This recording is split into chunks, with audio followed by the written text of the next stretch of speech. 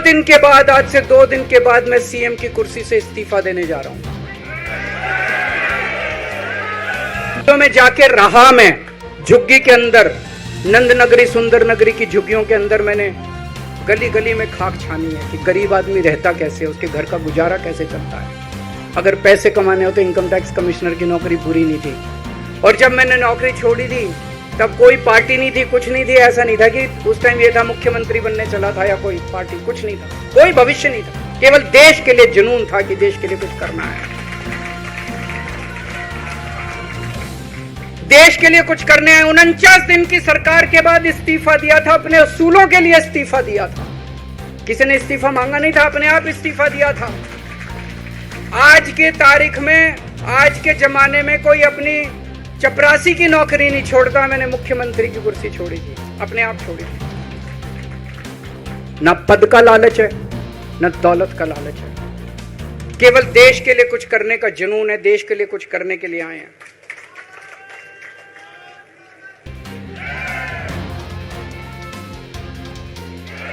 इन्होंने मेरे ऊपर आरोप लगाए, मनीष जी के ऊपर आरोप लगाए हैं। इस देश का जो सबसे कठोर कानून है, ईडी का कानून, पीएमएलए, जिसमें बेल भी नहीं मिलती, बेल मिलनी भी मुश्किल है, उसके अंदर हमारे ऊपर तरह तरह के इन लोगों ने आरोप लगाए हैं।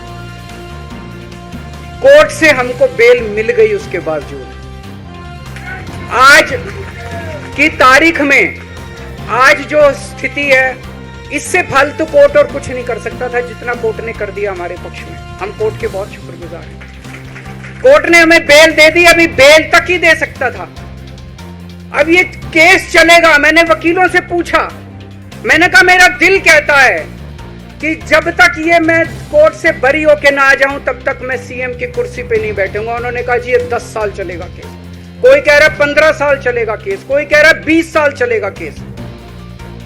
तो केस ये अभी लंबा चलेगा। आज कोर्ट जितना कर सकता था, कोर्ट ने हमारे पक्ष में निर्णय लिया है, हमें बेल दे दी। उन्होंने ऐसे कानून में जिसमें बेल मिलनी नामुमकिन होती है, उन्होंने बेल दे दी। आज मैं आपकी अदालत में आया हूं, जनता की अदालत में आया, आपसे पूछने के लिए आया हूं, क्या आप केजरीवाल को ईमानदार मानते हो कि गुनहगार मानते हो?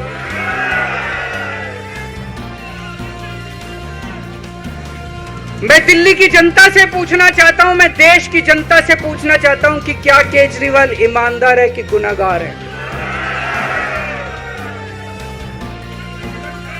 दोस्तों, 2 दिन के बाद, आज से 2 दिन के बाद मैं सीएम की कुर्सी से इस्तीफा देने जा रहा हूं।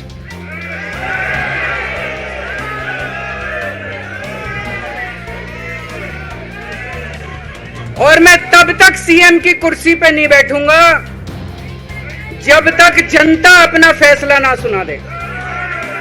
मैं जनता के बीच में जाऊंगा, गली गली में जाऊंगा, घर घर में जाऊंगा, और जब तक जनता अपना फैसला ना सुना दे कि केजरीवाल ईमानदार है, तब तक मैं सीएम की कुर्सी के ऊपर नहीं बैठूंगा।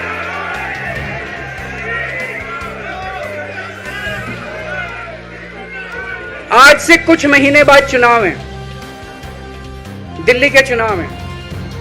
मैं जनता को निवेदन करना चाहता हूं, अपील करना चाहता हूं, अगर आपको लगता है केजरीवाल ईमानदार है, मेरे पक्ष में वोट दे देना।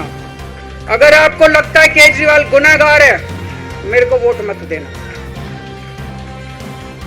आप अगर मेरे को, अगर आपका एक एक वोट मेरी ईमानदारी का सर्टिफिकेट होगा। अगर आप मेरे को वोट देके जिताओगे और अगर आप कहोगे कि केजरीवाल ईमानदार है, तो चुनाव के बाद, उसके बाद जाके मैं सीएम की कुर्सी पे बैठूंगा। तब तक मैं सीएम की कुर्सी पे नहीं बैठूंगा।